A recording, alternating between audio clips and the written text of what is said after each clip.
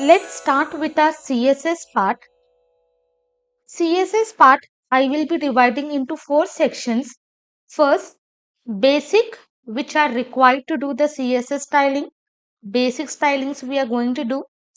Then we are going to design our navigation. Then we are going to design our header. And finally, we are going to design our sign up model. So in this session, we are going to see what is box model and how to give basic stylings we are going to cover in this session. So if you have not watched the previous session, then I suggest you to watch that, because after this session, whatever stylings we do, for that HTML structure is important. If you do not want to follow that HTML structure and if you want to create your own design, then also the concept which I am going to teach in this session, that will be helpful. First, let me start with CSS box model. I will inspect this project. Now inside these elements, you can see all my HTML structure, whatever I have written, that will be displayed. And below inside this styles tab, if I just scroll down, you can see I am having this blue box, padding, border and margin. So basically our box model will be including all these things. Content, this blue color what you can see, that is content. This is called as padding, and this is called as border, this line, and finally we have margin. Now I am going to explain you what is all this and why it is required. And we will see what will be the default size after applying padding, margin and border. So currently I am going to select this H1. I will come to index.html. This is my H1 heading. I am going to copy the same thing. Save this. Let me just refresh once. Now I am having two headings. So in CSS, to select any selector, we are going to write the selector name. As of now, I have given the class. Later on, we are going to select the classes. But currently, if you see, we can select the element name, that is our selector, and we can give this curly braces. I will remove this. Now here, let me just give the class name as heading 1, heading 2. Copy this class name. For classes, we will write dot. I will paste this.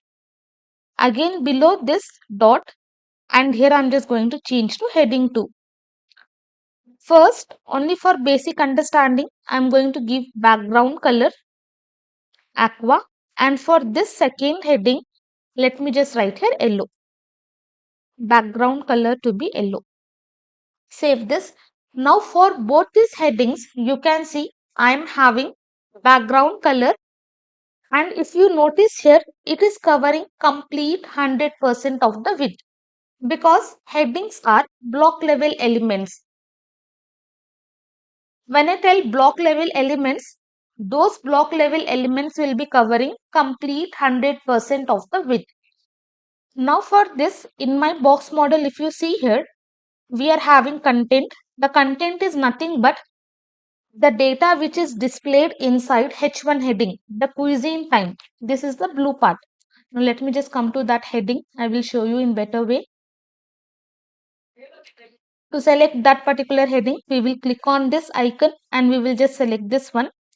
Now if you see here, you can see blue color, it is covering complete 100%. It is being highlighted. We do not have any padding. Now when I hover on this padding, it is not displayed. So for this, let me just write padding of 10 pixel. Save this. Now padding is nothing but it is the space around the content, inside the element but around the content. Now I will open this box model. Now when I hover on this padding, you can see 10 pixel is given all the four sides. Now I am going to give border of 2 pixel solid black. For black, let me just write here 000. Save this. Now this is my border. Now when I just click on this border, when I hover on this border, border will be highlighted. Padding is highlighted, content, padding and border. Now border, padding and content is inside that HTML element. Now I am going to give margin of 5 pixel. As soon as I save this, you can see the position of H1 is shifted.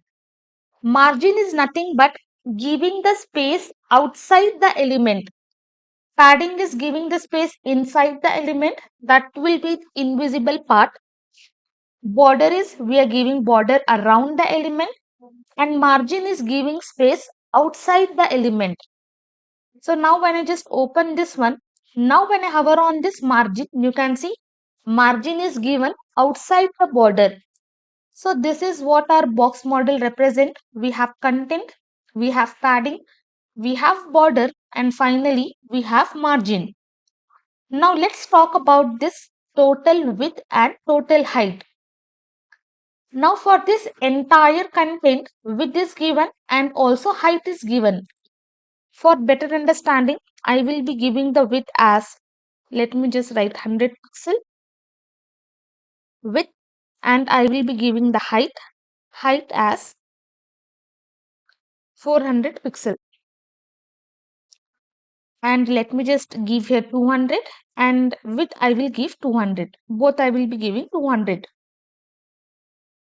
Now I will open this one. Now you can see 200 is my width, 200 into 200. Here 200 is width and 200 is height. So here if you notice, we are having three more elements. We have padding, we have border, and we have margin. But here what happens, whenever we are calculating the width, it is going to calculate the value of padding and border. So here we have this 10 and we have this 1.6 and we have this 200. So now if I just hover on this complete H1, on top you can see we are having total 223.2 into 223.2. So it is going to calculate this 10, 20 and this one 1.6 and 1.6 and this 200. So totally it is going to give me this width 223.2 into 223.2. For height also similar, it will be calculating top border, top padding and height, bottom padding and bottom border. Why margin it is not going to calculate? Because margin is outside the element. So whatever is inside, that will be calculated. Now this is the default behavior of box model, but we do not want this one. So whenever we are creating larger layers, we do not want our width should be calculated in this extra way and our container should be expanding. We do not need this one. So for that, we have one property. We have box sizing to be border box.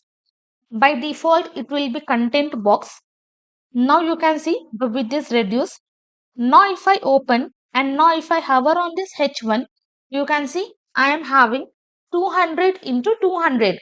So whatever width I gave and whatever height I gave for this element, that will be present.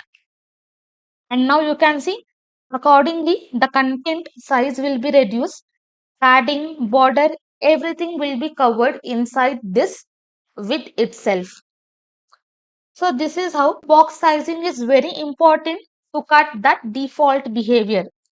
Now here if I don't give and if I just copy the same thing, I will copy and here I am just going to paste.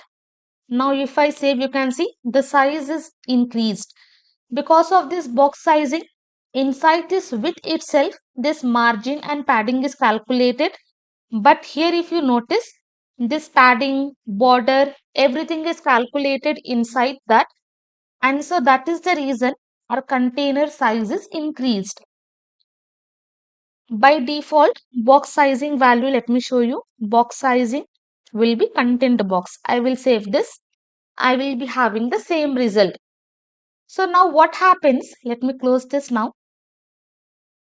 In our entire project, if you notice, we are having some space. You can see for all these elements, we are having default space as well as we have default margin. So what we will do, let me just come here. Now we can apply inside body, because whatever stylings we give inside body, basically text stylings, that will be inherited to all the elements. But padding, if I just write here padding 0, save this, and I will be giving margin 0, save this. You can see only for few elements this will be inherited, but not for all the elements. So for that we have one universal selector.